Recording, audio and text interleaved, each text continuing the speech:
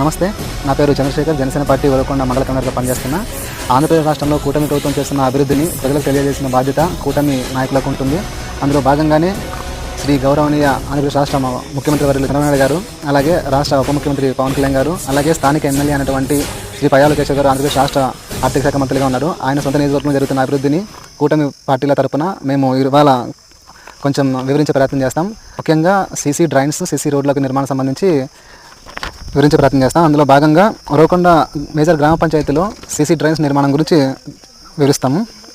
ముఖ్యంగా ఉరవకొండ పంచాయతీలో ఉన్నటువంటి ఇందిరానగర్లో 5 లక్షల రూపాయలతో 5 డ్రైన్స్ నిర్మించడం జరిగింది. అలాగే తరువాత ఫస్ట్ వార్డులో 4 లక్షల రూపాయలతో మొత్తం 4 డ్రైన్స్ నిర్మాణం చేయడం జరిగింది.